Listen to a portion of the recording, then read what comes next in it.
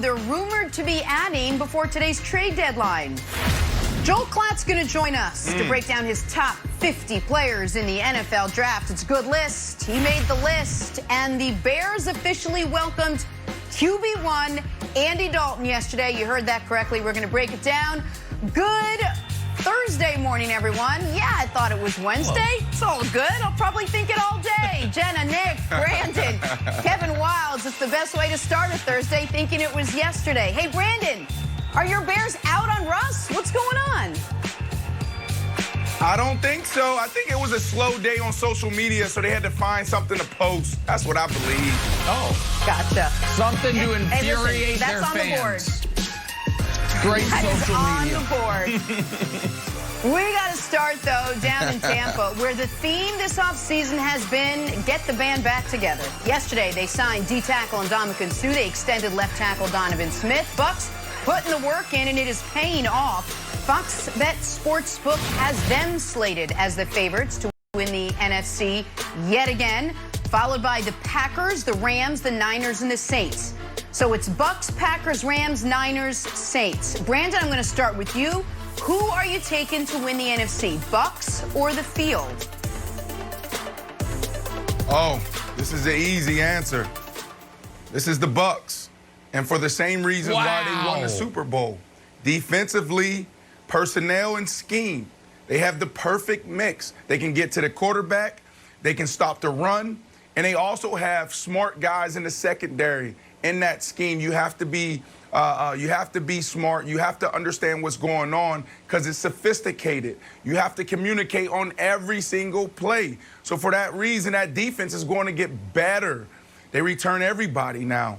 And then on the offensive side, they finally found out who they were, their identity on offense. Right around week 10, week 11, they figured it out.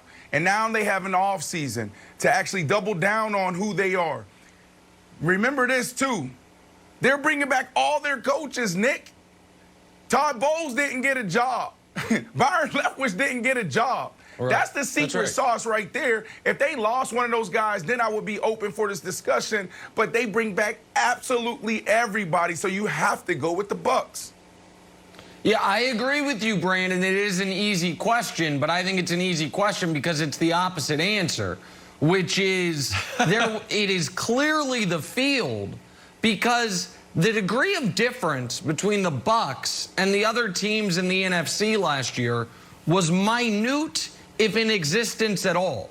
I think we've all been colored, our impressions of the Bucs have been colored by how dominant they were in the Super Bowl. But their road to the Super Bowl was a more than rocky one. And we all remember Brady's 3 second-half picks against the Packers that Aaron Rodgers and the Packers weren't able to fully take advantage of. But the round before that, they were on the brink. Down 7, third quarter against the Saints driving, and Jared Cook fumbled, and then Drew Brees threw 2 straight interceptions, and they get that win. The round before that, against Taylor Heineke and a sub-500 Washington team, that's a 2-point game entering the fourth quarter, thanks to a missed 2-point conversion, by the way. And in the fourth quarter, it's Washington ball down 5 before Heineke gets hurt and the Bucs end up taking control of that football game. Washington, by the way, still had the one drive at the end of the game, down 8, with a chance to force overtime. So I don't look at Tampa as a team that was head and shoulders better than the rest of the conference last year. They won the conference, but it doesn't mean they were the demonstrably best team in the conference. So Wilds, to me, Tampa, Green Bay, and the entirety of the NFC West, basically.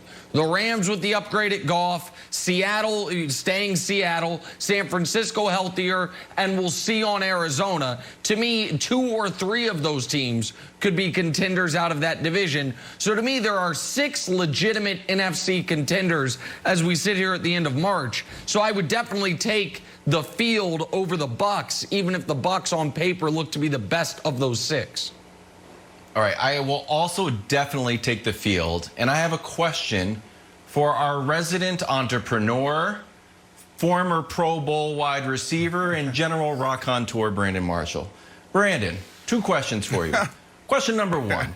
When you were a player and you had a great season, maybe the best season in your career, did you sit back like, old Brandon Marshall did it, guys. No improvements for me. Or did you try to work to get better? Which one of those paths did you choose? I tried to always working to get better. You always got to get better. Okay. And just 1% every day. That's what you need. That's right. House of Athlete. The facility's going great. The podcast is going great. Are you like, you know what, team? We're good. We're good. Let's just keep what we're doing. 8-hour day, just exactly the same. Everybody's good. Are you constantly trying to get better? Which one of those paths do you choose in your business life? 100%. You always got to get better. Whether you're in business, you're an athlete, as a person, you got to get better. But here's the deal, though, Wilds. You're looking at, so basically what I hear you saying is the Bucs didn't get better because why? They brought back everybody and they didn't have any upgrades? Is that what we're saying here? Well, here's the thing. They stayed the same. There's a philosophical shift with how they entered the year and how they finished the year. When we look at the timeline, the Bucs got Tom Brady, and we were like, oh my gosh, Tom Brady and Mike Evans and Godwin and O.J. Howard. And then they kept getting better and better and better, aggressively so. Right. And all of a sudden, like, Gronk is there. Like, wow, they don't need Gronk. And all of a sudden, AB is on the horizon. Like, they're going to get AB too. And why don't we sign Leonard Fournette? Like, wow, they keep on adding weapons. And then they got to the parade. So here's the deal, pops. They start throwing the Lombardi trophy around. They're like, your ASS isn't going anywhere. We're good. So it seems to me how aggressive they were to build the team. They lost that philosophy. Jim Collins, there's a book that he wrote, a great businessman, entrepreneur. He wrote these books called Good to Great, Built to Last, and How the Mighty Fall. I read them in 2014. Jad Fish used to be the quarterback coach for the New England Patriots last year. He gave me this book early on in my career. Finally pulled it out years later, and it was an amazing book. And there was one thing that stood out to me. Here's 3 areas you can always get better: people, process, and product.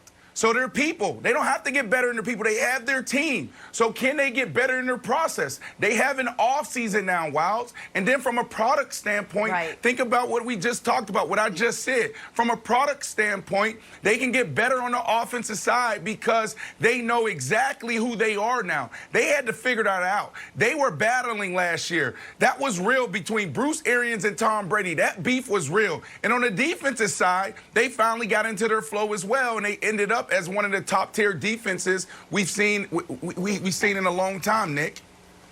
Listen, it was an unbelievable run, and after the bye, they went undefeated. But I think to Wild's point, and we are so results-based, it's hard to go back in history.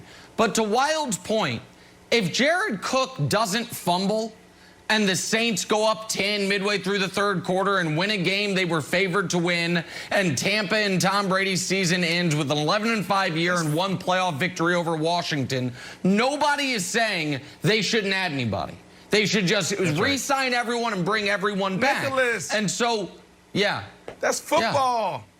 That's football. I know. That's football, Nicholas. What are you talking about? We can go through every game and talk about the ball bounced this way instead of that way. Yeah, so, I mean, come on, Nicholas. No, I get that. I'm not discounting. No, I'm not discounting their championship at all. What I'm saying is it would be, I think, a bit of a mistake to act like that there was no scenario that existed where we wouldn't go into this offseason saying the Bucs need to upgrade here, here, and here. We were on the precipice of that scenario. It went another way because that's football, and now, Jenna, just bringing everyone back feels like it's enough. I don't know if it's quite enough. But also, they didn't have a smooth, easy season. They just re-signed everybody, and they're going to have another smooth, easy season. You said it, Nicholas. They had a rocky season. They weren't great halfway through the season. They had to deal with COVID like every other team. They had chemistry issues. They had to work it all together. Then they sort of hit the ground towards the end of last season. So re-signing everybody therein could be the improvement, that now they will have a full offseason, to Brandon's point, and see what they could do with the same pieces back together next season. We got much more in this still to come. But meanwhile, in the AFC, Cam Newton's getting on the same page as his new weapons in New England. But which one of those new weapons do you think will be Cam's favorite? We'll break it down next. First things first.